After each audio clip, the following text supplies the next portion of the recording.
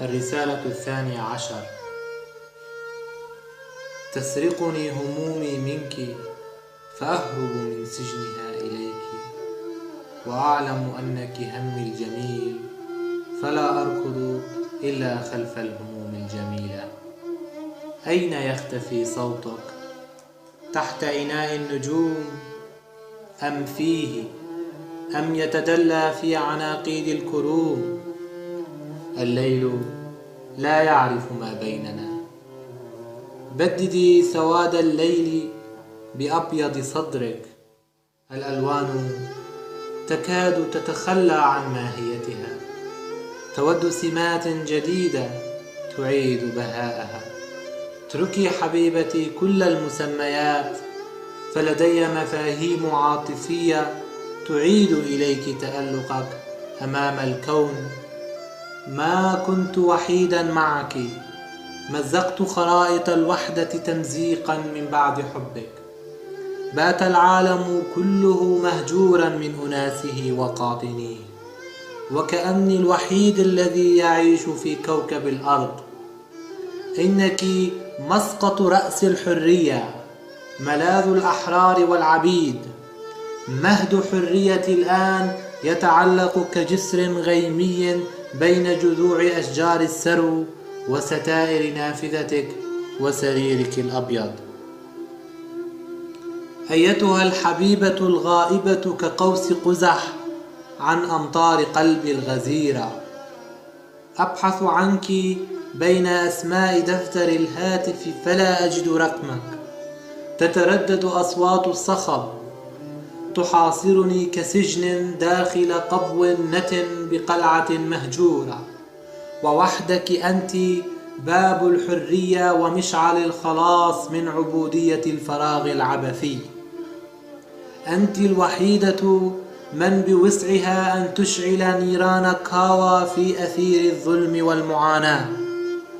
تناثري في قلبي برحيقك حينما أكلمك، فأنا لا أميز بينك وبين ثلوج جبالي.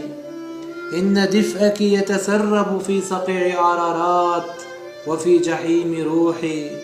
لقد قبلت التجمد بين ثلوج الشتاء وصقيعه الحنون، لأن الحمائم ضلت طريقها للعش واختارت شجرة الزيزفون. فقد أتيت لقلبك ضيفا مقيما في بريق العيون اللؤلؤية.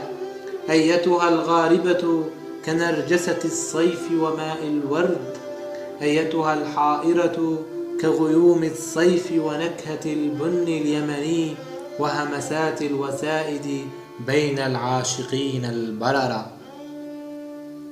لأنك كل أحلامي قررت أن أحبك، لأن الحياة لا تنجب متمردي الحب. كل عام قررت فتح فندق بجوار بيتك يقيم فيه العشاق والجوالون الذين يبحثون عن حرارة الضم ومتعة العناق. حزينة شجرة الزيتون كحزني، شاردة في عوالمي، تحاكي تيه المدى وطيات الكآبة.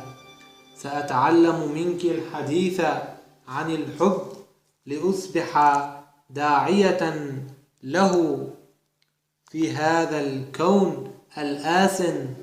كنت واثقا من قلبك، نبضه يعلمني سيمفونية الخلود التي يهتز من وقعها الفناء، بينما كانت العصافير تغار من حنجرتك التي راحت تطلق همسها في سمعي.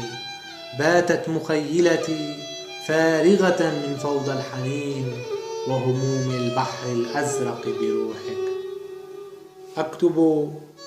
أكتب عنك كلاما يخرج من كل اتهاماته، كلام يرفض جلوس الصمت على ركبتيه.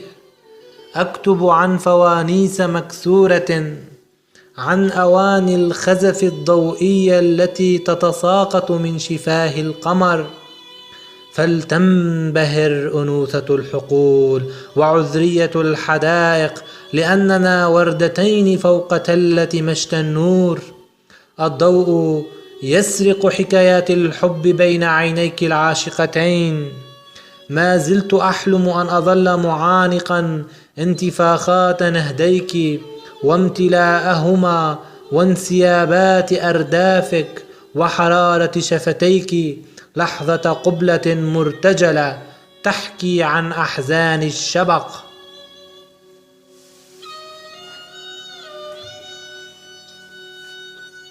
إن قداسة الأنوثة الجسدية لا تقل قداسة عن الأماكن المقدسة والآثار الدينية أبدا، وعين الناظر الراهب لا تنكر مرآها قبل أن يتظاهر الآخر الإنسان قداستها لينضم بفضل الدهشة والنشوة الطاغية لفريق الرهبان.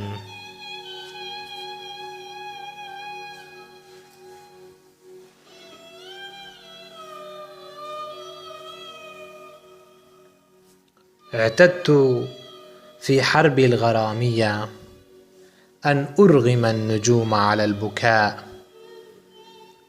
لأجعلها تستعد للعويل. أحب أن أراك عارية من قشور الجسد، فأنا لا أحب المظاهر يا برتقالة المراهقة.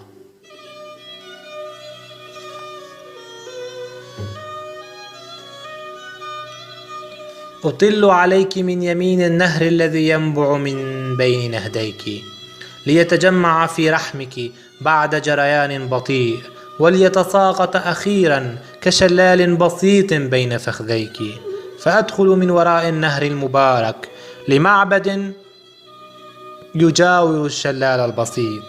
إنها مغارة العشق الشبيهة بمغارة المسيح الطفل. فأشعر بإغماء يشعرني بالسجود واللذة، أغفو بين رمشيك كفراشة البشرى، أرتفع نحو ضفائر شعرك الكستنائي العابر في مدن الظلام. في عيد الحب أبكي ودموعي تحلم بنهر مستقل يوحد ملوحتها. لم أرك في هذا العيد فتأرجحت همومي بلا أرجوحة. حبيبتي، تنقلي من مسافات همومي، ولا تتساءلي عن نوبة جرح أو طعنة شوق أتلقاها من جفنيك. عليك أن تعديني بالموت غرقا لحظة حب صغيرة. أمامي تعادل أضعاف عمرك، لحظة حب صغيرة أمامي تعادل أضعاف عمرك دوني، لتعلمي أني أتيت لعالمك من أجل الحب ورفع راية الحرية والبقاء. في ليلة حائرة احترت في وجهك، أحسست أن القمر اكتمل بوجهك. سحرك قد خسفه فأرق دورته، فبات يشبه وجهك. لقد جرى انقلاب لليل، تغير قمره جراء عشق لا مثيل له أربكه.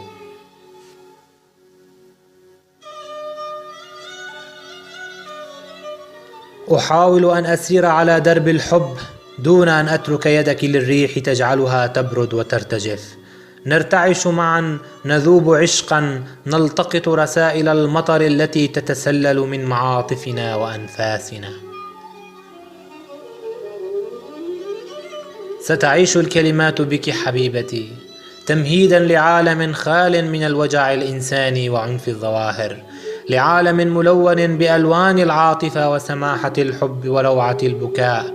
مهما جعلت من دموعك نسيجا يزخرف الحياة، إلى أنك لن تغيري من عادات الشتاء وبرودة مزاجه، فوحدنا من نحلم، وحين نستيقظ نبتدع الحلم الأكبر ليكون المنافس الأوحد للزوال والألم.